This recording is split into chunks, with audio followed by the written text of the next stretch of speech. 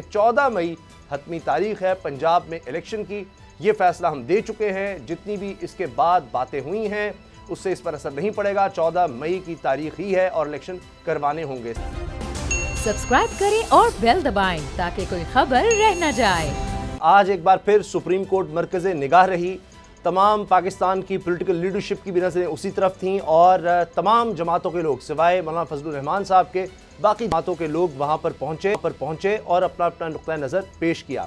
Supreme court ने एक मौका दिया। एक तरह से नज़र आता है कि अगर सियासी लीडरशिप किसी एक तारीख पर मुत्तफ़िक हो सके, लेकिन लगता है कि आज का मौका भी गंवा दिया गया और सब ने यही कहा कि जी तहरीक इंसाफ के अलावा तमाम जमातों ने यह कहा, हुकूमती जमातों ने, कि एक ही वक्त पर इलेक्शंस होने चाहिए। सूबाई और कौमी असम्बली के इलेक्शन एक ही वक्त पर होने चाहिए। इससे ज़्यादा बात आगे बढ़ नहीं सकी। तारीख तो बहुत दूर की बात थी। यह भी कहा गया कि ईद के बाद तक मौका दे दिया जाए, ईद के बाद हम देखेंगे। लेकिन बात यहाँ पर ख़त्म हुई कि अब 27 अप्रैल को ही जो होना है वो होगा। तब तक हो सकता है कि अगर पॉलिटिकल लीडरशिप किसी एक तारीख पर इत्तेफाक कर ले तो फिर सुप्रीम कोर्ट में जाकर मामला शायद देखे जाएँ कि आगे बढ़ सकते हैं या कुछ हो सकता है।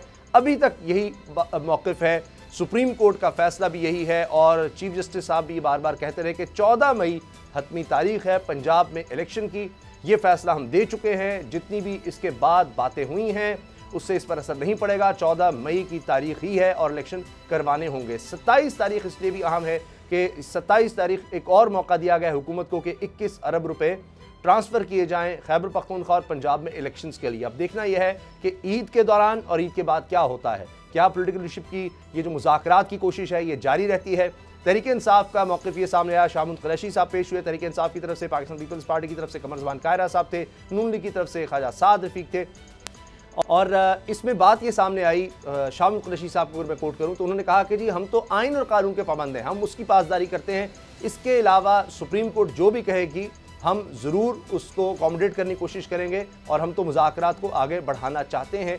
लेकिन लगता यही है कि अदम इत्मीनान बहुत ज़्यादा है तमाम जमातों में, क्योंकि शेख रशीद साहब ने कहा जी ये दोनों ईदें इकट्ठी ना हो जाएं। और शाह कुरैशी साहब का भी ये कहना था कि जी फ़लस्तीन और कश्मीर पर भी मुज़ाकरात ही चल रहे हैं। अगर आपको ये वीडियो पसंद आई तो सब्सक्राइब करें और बेल पर क्लिक करें। हवाए नफ्स की है हुक्मरानी, लुटेरा कर रहा है पासबानी। बोल न्यूज के मार्केटिंग हेड आकाश राम ताहा लापता, तफ्तीशी इदारे जवाब देने से कासिर। अहले खाना परेशान, बेटे की जुदाई में माँ गम से निढाल। जो बच्चो हिंदू पर आए थे जो को पाकिस्तानी, मुझे मेहरबानी करे पंहिंजो आकाश वापस कयो।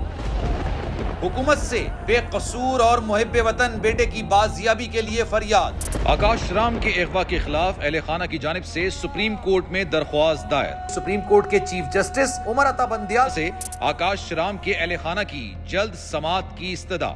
मुश्किल की इस घड़ी में आलमी मीडिया ने भी उठाई आवाज।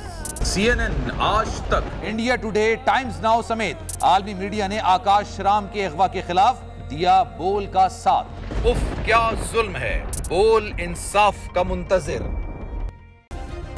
सब्सक्राइब करें और बेल दबाएं ताकि कोई खबर रह न जाए।